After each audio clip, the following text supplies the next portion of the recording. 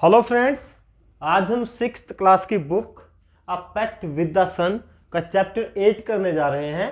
Chapter का नाम भी वही है जो बुक का नाम है, a pact with the sun. Pact का मतलब होता है समझौता, कोई एग्रीमेंट के सन के साथ कोई एग्रीमेंट हुआ है, कोई समझौता हुआ है। वह क्या है वह तो हम चैप्टर में देखेंगे। इससे पहले जान लेते हैं इसके राइटर के बारे में। इसको लिखा है जाकिर हुसैन ने। बेसिकली ये कहानी, ये चैप्टर उर्दू में लिखा गया था, जिसको बाद में जाकिर हुसैन साहब ने इंग्लिश में लिखा और थोड़े से उसमें चेंजेस किए।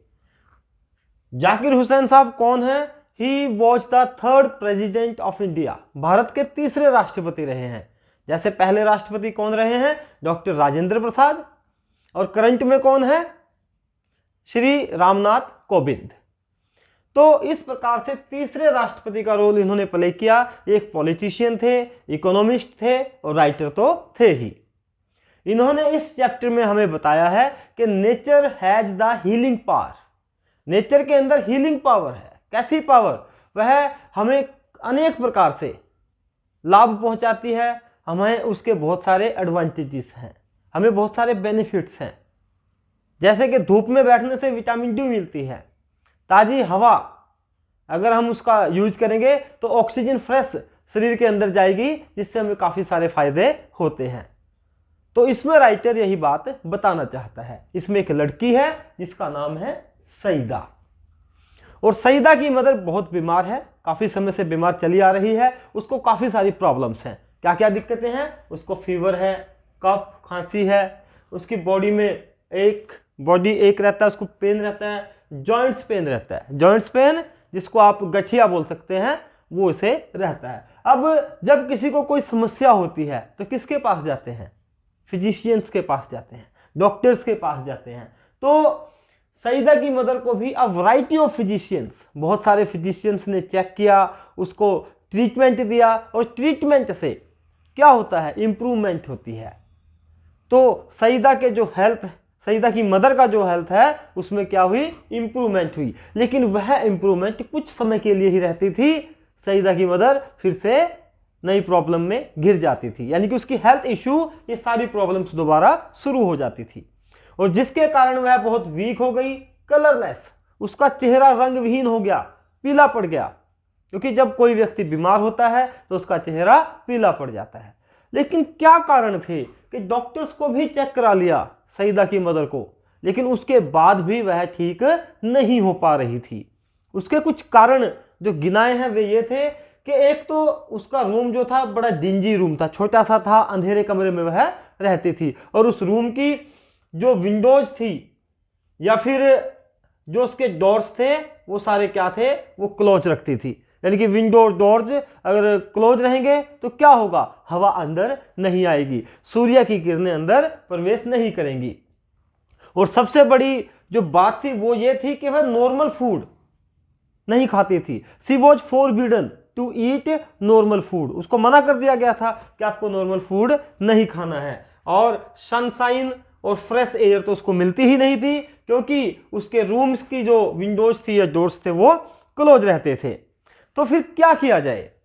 और उसके रूम को बंद क्यों रखा जाता था? नॉर्मल फूड से उसको क्यों राहत नहीं मिली थी? यानी कि नॉर्मल फूड क्यों नहीं खाने दिया जाता था? ये सब चीजें होती हैं गांव के लोगों की। गांव के लोग कहते हैं कि अगर ये धूप में बैठेगी तो क्या हो जाएगा? इसको और इन्फेक्शन हो सकता है, ताजी हवा इसके अंदर जाएगी, हवा से इसको खांसी हो जाएगी, कफ हो जाएगा, इस प्रकार से इन्फेक्शन से बढ़ सकते हैं। तो फिर क्या किया जाए कि सईदा की मां ठीक हो जाए और उसको अच्छा स्वास्थ्य लाभ मिले? सईदा की मदर की कंडीशन बड़ी क्रिटिकल हो गई, यानी कि बहुत बेकार हो गई। तब कुछ रिलेटिव्स ने और नेबर्स ने सजेस्ट किया कि आपको किसी स्पेशलिस्ट से मिलना चाहिए। स्पेशलिस्ट होते हैं डॉक्टर, जैसे कोई अस्थमा का स्पेशलिस्ट है, कोई हार्ट स्पेशलिस्ट है, कोई शुगर स्पेशलिस्ट है, कोई थायराइड स्पेशलिस्ट है। इस प्रकार की बहुत सारी जो प्रॉब्लम्स हैं सबके अलग अलग स्पेशलिस्ट होते हैं। कोई ईएनटी है, कोई आई स्पेशलिस्ट है। तो इसको कहा गया कि आप किसी स्पेशलिस्ट से मिलें। ये तो है कि स्पेशलिस्ट की जो फीस होगी बड़ी हाई फीस होगी, और मेडिसिन भी बड़ी कॉस्टली लिखेगा वो, ऐसा तो नहीं है कि कोई हल्की सी चीप सी मेडिसिन लिख देगा, कॉस्टली लिखेगा। अब सईदा की मदर बहुत गरीब थी, लेकिन फिर भी सईदा की मदर ने अपने रिलेटिव्स और नेबर्स की बात को मान लिया। और क्या किया उसने, फीस के लिए कि उसकी डॉक्टर की फीस पे करनी है या फिर उसकी जो दवाई लिखेगा उसकी पेमेंट करनी है, उसके लिए उसने अपने कुछ ट्रिंकेट्स क्या होते हैं, अ पीस ऑफ ज्वेलरी, छोटी मोटी ज्वेलरी जो उसके पास थी थोड़ी बहुत, वो उसने बेच दी ताकि मैं पे कर सकूं डॉक्टर की फीस और डॉक्टर को बुला सकूं। तब फिर कुछ दिनों में डॉक्टर आ गया और डॉक्टर ने उसको एग्जामिन किया और एग्जामिन करने के बाद उसने effective but costly medicine, effective जो अच्छा काम करेगी, जल्दी आराम पहुंचाएगी, ऐसी दवाई लिखी, लेकिन दवाई क्या थी, बहुत कॉस्टली थी। अब सईदा की मदर ने पूछा, अच्छा मुझे ये बताओ मुझे खाना पीना क्या है। डॉक्टर ने कहा, whatever you want to eat you can eat, जो भी तुम खाना चाहती हो खा सकते हो, तुम चपाती खाओ, वेजिटेबल्स खाओ, दूध पियो, फ्रूट्स खाओ, एटसेट्रा, जो भी तुम्हें अच्छा लगे, लेकिन एक काम जरूर करो। और वो काम क्या था कि जो तुम्हारा ये रूम है ना, ये होवल, ये जो अंधेरा कमरा है जिसके विंडोज, इसके डोर्स क्लोज हैं, इसको छोड़ दो and shift in a large room, एक बड़े कमरे में जाकर के शिफ्ट हो जाओ जिसकी विंडोज और दरवाजे वो जो है खुले हों ताकि वहां ताजी हवा आए। एक बात और कही कि जो ताजी हवा है और सनशाइन है, जो सूरज की धूप है और जो फ्रेश एयर है, उसमें आप डेली 8 से 9 बजे तक बैठो, मॉर्निंग में 8 to 9 उसमें बैठो, किसमें, सूर्य की धूप में बैठो, ताजी हवा तुम्हें मिलेगी। तो इस प्रकार से ये सारी बातें एक स्पेशलिस्ट ने बताई और तभी तो सईदा की मदर ने अपनी ये चीजें बेच दी थी, क्योंकि उसको लगता था कि life is more precious than money, पैसे से इंपॉर्टेंट जीवन है। लेकिन एक समस्या आ गई, और समस्या क्या आ गई, अब लोगों ने बातें करनी शुरू कर दी। डॉक्टर ने एडवाइस दी थी, एक सलाह दी थी कि आपको सूरज की धूप में डेली बैठना है 8 से 9 बजे तक और एक बड़े कमरे में शिफ्ट हो जाओ, विंडोज उसके जो दरवाजे हैं खिड़कियां हैं वो ओपन रखो, क्योंकि दवाइयों से ज्यादा काम ये चीज करेंगी। क्या चीज करेगी, सनशाइन एंड फ्रेश एयर।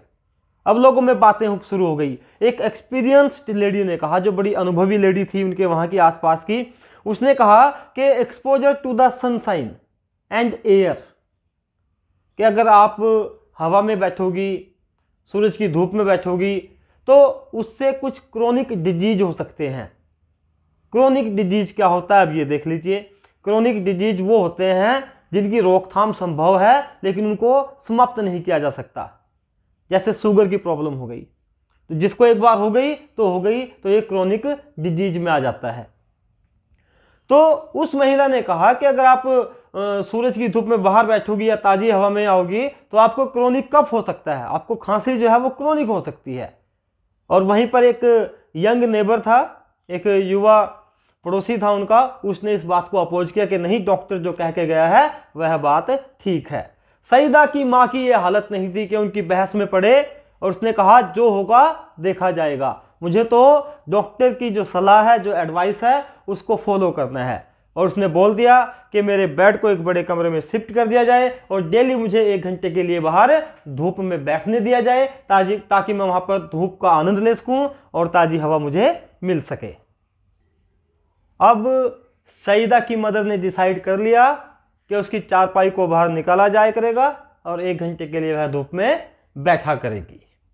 लेकिन नेक्स्ट मॉर्निंग क्या हुआ, the sky is full of clouds, overcast, there is overcast in the sky, आसमान में बादल थे, सूरज नहीं निकला।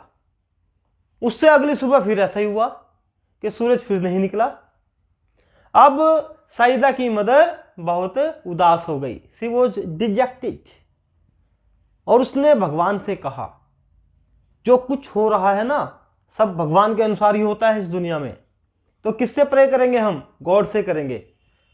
तो सईदा की मदर ने कहा, ओ लॉर्ड ऑफ माइन, हे मेरे भगवान, why have you ordered the sun to remain hidden, hidden होता है छिपना, कि तुमने सन को क्यों ओढ़ दे रखा है कि वह छिप जाए, छिप करके रहे, बाहर क्यों नहीं निकल रहा है?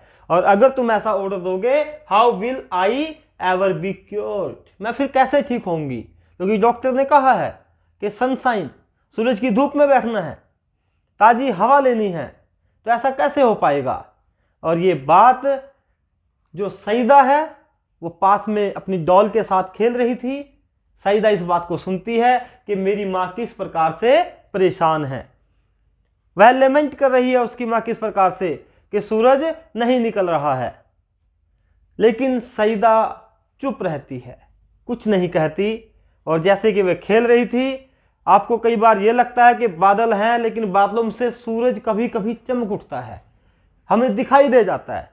तो हल्की सी धूप सईदा को दिखाई दी और वह उस पर लड़खड़ाई क्यों? क्योंकि एकदम से खुश हो गई और अपनी माँ के पास जाकर के कहती है कि सन वॉज देयर, कि सूरज तो है वहां पर, देखो धूप निकली हुई है। लेकिन यह बात दोपहर के बाद की थी, ये जो इवेंट हुई ये इन द आफ्टरनून, दोपहर के बाद हुई। तब लोगों ने कहा कि नहीं, इट वॉज टू लेट, काफी देर हो चुकी है, शाम हो चुकी है और ठंड भी ज्यादा है, तो ये सही समय नहीं है तुम्हारी माँ के लिए बाहर बैठने का, तो अब इसको बाहर मत बैठने दो। और इस बात से सईदा थोड़ी सी उदास हो जाती है और फिर से अपनी डॉल के साथ खेलने लगती है। और सूर्य की जो थोड़ी बहुत किरणें थी वो भी उनके परिवार के आंगन, उनके परिवार में जो आंगन था, घर में जो आंगन था उसमें मैंगो ट्रीज थे। अब उनकी ब्रांचेस पे थोड़ी थोड़ी किरणें दिखाई दे रही थी। और एक बात यहाँ पर राइटर ने कही है कि बच्चों के अंदर एक सीक्रेट लैंग्वेज होती है। जो छोटे छोटे बच्चे होते हैं ना, वो अपनी टेडी बियर के साथ बात करते हैं, सन के साथ बात करते हैं, मून के साथ बात करते हैं, ट्रीज के साथ बात करते हैं, फ्लावर्स के साथ बात करते हैं, इवन के भगवान के साथ भी बात करते हैं। फॉर एग्जाम्पल, आप अपने परिवार में देखते होंगे कि छोटे छोटे बच्चों को उनके पेरेंट्स पूछते हैं, आज भगवान से क्या मांग के आए हो? आज मैं भगवान से ये मांग के आया हूं। तो गॉड ने क्या कहा? गॉड ने कहा कि मिल जाएगा। ये उनकी सीक्रेट लैंग्वेज है। तो राइटर कहता है कि बच्चों के अंदर एक कमांड होती है, एक सीक्रेट लैंग्वेज, एक भाषा है उनकी ऐसी, जिससे वो भगवान के साथ, पेड़ पौधों के साथ, फूलों के साथ, सन मून सबके साथ बात कर सकते हैं। तो जब सईदा ने देखा कि जो किरणें हैं सन की, रेज ऑफ सन, वो जा रही है, तो उसने एक लास्ट जो रे थी, जो लास्ट किरण थी सूरज की, उसको कहा डियरेस्ट सिस्टर, ये तुम मेरी डियरेस्ट सिस्टर कह के उसको संबोधित किया, उसको एड्रेस किया, उसको सिस्टर कहा कि तुम कल जरूर आना, क्योंकि मेरी माँ बीमार है और मेरी बात ठीक नहीं हो पाएगी अगर तुम नहीं आओगी। और उस रे ने क्या कहा कि श्योर, बिल्कुल आऊंगी, तुम चिंता मत करो, डोंट लुक अनहैप्पी, इस तरह से उदास मत हो, मैंने कह दिया है मैं कल जरूर आऊंगी, क्योंकि तुमने मुझे बताया है कि तुम्हारी माँ बहुत बीमार है। क्योंकि सईदा ने डिमांड की थी डियरेस्ट सिस्टर बोल के रे से कि तुम अगले दिन जरूर आना, फुल वार्मथ और ब्राइटनेस के साथ, पूरी गर्मजोशी से और पूरी चमक के साथ आना। तो अगली सुबह जो रेज ऑफ सन है वो तैयार हो गई आने के लिए, और वो एम्बेलिश्ड हो गई, एम्बेलिश्ड मतलब तैयार हो गई कि अब हम चलेंगे सजी सवरी, और उसके बाद धरती पे आने के लिए कि आज हमें कहाँ जाना है? सईदा के घर जाना है, ताकि उसकी माँ ठीक हो सके। लेकिन उनके फादर, जो रेज होती हैं, जो किरणें हैं, उनके फादर कौन है? सन। उन्होंने क्या कहा? It is our day off again, आज फिर हमारा डे ऑफ है, आज फिर हमारी छुट्टी है, आज हम फिर नहीं जाएंगे। क्यों नहीं जाएंगे? We are staying up here, हमें यहीं रुकना है। The road to the earth is blocked, रोक दिया गया है by an army of thick murky clouds, जो बहुत ही घने बादल हैं, थिक बादल हैं, उनके द्वारा जो मकी है, मकी मतलब गंदे हैं, जो धूल से भरे हुए हैं, उन बादलों ने आज फिर धरती पे जाने का हमारा रास्ता रोक दिया है। और ये बात जब रेज, सूरज की किरणें सुनती हैं, तो उनमें से एक कहती है कि नहीं, मुझे जाना है। I have given my words to Saeeda, मैंने सईदा से प्रॉमिस किया है, मैंने अपनी जबान दी है उसे कि मैं कल जरूर आऊंगी।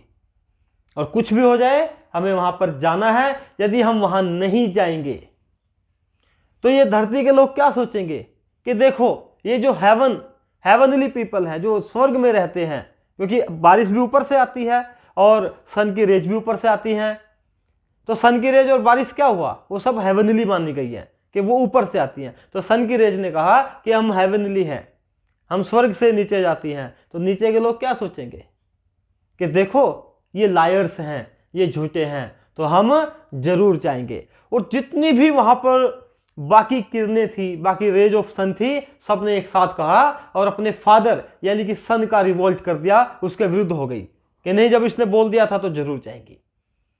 और इसके बाद जो सन है वो सहमत हो गया और कहने लगा ठीक है चलो जाओ, लेकिन माइंड योर क्लॉथ्स, अपने जो कपड़े हैं उनका ध्यान रखना, गंदे ना हो जाएं, क्योंकि क्लाउड्स को पहले क्या बोला है, मकी क्लाउड्स बहुत गंदे हैं, तो बड़ा ध्यान रखना।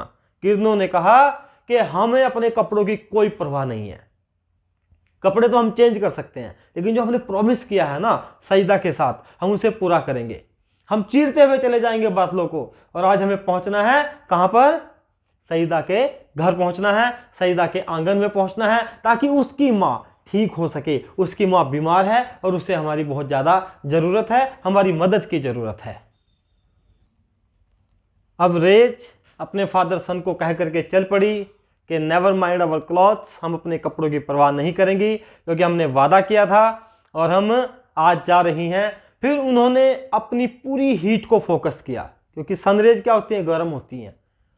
अगर वो हीटेड नहीं होती तो सामने से बादल कैसे हटते, क्योंकि आगे बताया बटालियन ऑफ क्लाउड्स के बादलों की आर्मी खड़ी थी, बटालियन खड़ी थी उनके सामने। तो उन्होंने पूरी हीट को फोकस उनके ऊपर किया और बादल एक साइड हो गए, बादल वहां से छट गए।